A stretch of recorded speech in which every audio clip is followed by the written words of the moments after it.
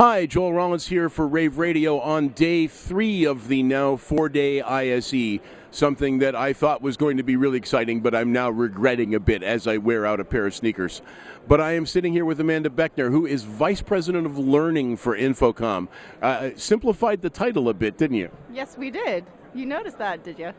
Amanda is somebody who's been involved in InfoComm and its education programs for over 15 years now.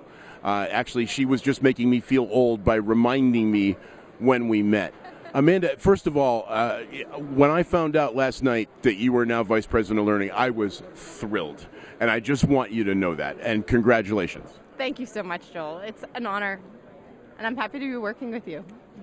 Tell me a little about how the job is going for you so far and how you see InfoComm progressing now in learning. Well, it's very exciting. We have a very strong, robust program at InfoComm, and our learning program includes the instructional design, the instruction, certification, standards, and now knowledge management. The knowledge management is a piece that I was working on for the past couple of years. It is codifying the intellectual property of this industry. We have spent decades documenting it, and now we're ready to do some more mature things with it. How can we diversify what we have and offer it in new ways? So that's one of the things that we've been working on for a while that we look to mature. Any hints as to what some of the new ways are? Yes. We're working with a number of customers on putting some of the online learning, the pieces that you can take through the InfoComm University online portal on other people's systems. More of our customers are getting mature and they have their own learning management systems, so we can take and license our courses to them to be right where they're doing their work. And that's something we're looking to do more, is how can we change the curriculum that we have to break it down into smaller pieces and offer it in line with where people are working, so it doesn't feel like you're stopping what you're doing and you continue working through on your projects, but yet have with you hints and job aids and ways to look up more information and validate that what you're doing is in line with best practices and standards. Now, I understand that the most recent standard that we've filed for is cable labeling, correct? That is correct. And we had another one that we worked on right before ISE. So the 3 days before ISE, a group of people gathered to draft a new standard on rack building. Oh, that's a good one. Obviously, rack building has been for too many years in our business an art form, right? And everybody has their own way of doing it right. So are we going to attempt to standardize rack building? We will. It's what we're drafting now. We'll take a look at that. But as you mentioned, cable labeling is our newest. We will be launching a quiz on how well do you know the cable labeling standards next week. So stay tuned for that. Well, that sounds like fun. You've been through a lot of changes to the association over the last couple of years. Tell me something. What's it like to work for Dave La Busca? It's wonderful. Dave is a terrific leader. He's very excited by innovation, by saying to people, well, that's an interesting problem. What are you going to do about it? How are you going to solve this? What are you going to do next? And that's the kind of leadership in which a lot of people on my team thrive. So we're having fun. When Dave first took over the association, he came to InfoComm Live, and I was really, really impressed by somebody out of the design portion of the industry, how much he wanted to learn about staging. And also, he seemed to win the armadillo race all the time. He's a very open guy, and so are you. And well, not a guy, but open. And I'm pretty excited about some of the people that seem to be falling into place at InfoComm. How's your staff structure changing along with this? Well, first we added the knowledge management division, right? So there's 2 positions there, and then in other ways we are collaborating on more things across the other divisions. So you can look at standards and instructional design and training and certification all individually because they have their own programs. But we're looking at a new program we're calling it micro-credentialing for right now as we investigate it.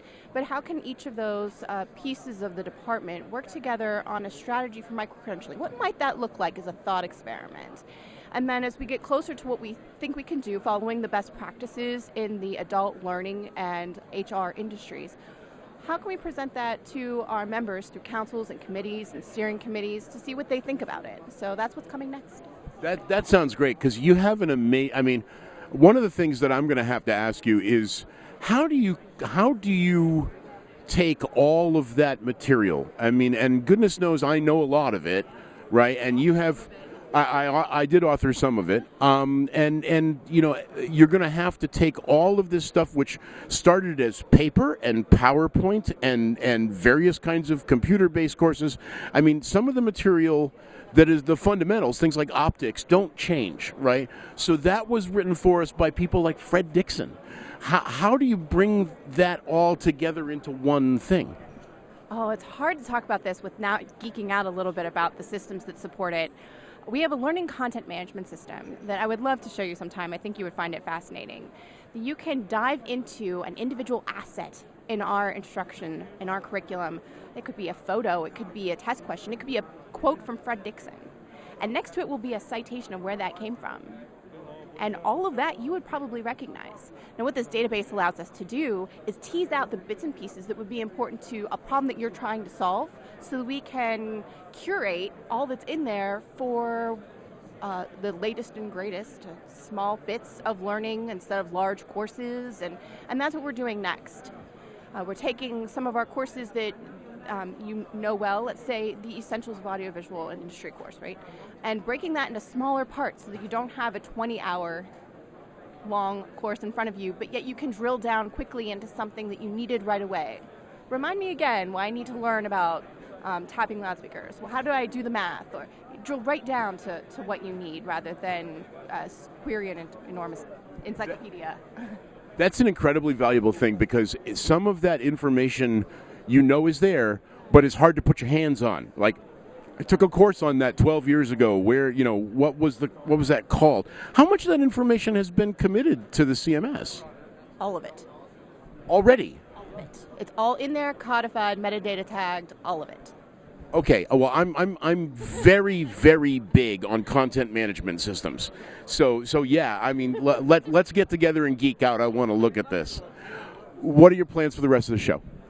Well, we have a wonderful opportunity here at InfoComm booth to do some professional development consultations where individuals can come and say, I'm looking for a new pathway in my career, or I would like to put together a program for my team or my company. How can InfoComm help me? And what's really exciting about what we're doing is we're not just using InfoComm courses. You might have seen on our website a long list of renewal unit provider courses, and then we're aware of other courses through members and partners in the space on training opportunities that they have and resources they have. So we sit down with our clients and ask them what they're trying to do and put together a customized program for them that includes all the things in the industry. That's great, because while it's all available, the path has always been difficult. I mean, goodness knows mine's been a bit convoluted. So anyway, Amanda, thanks so much for being with us today. And speaking personally, nobody could be more pleased that Amanda has taken the position that she has. Thank you so much. Thank you.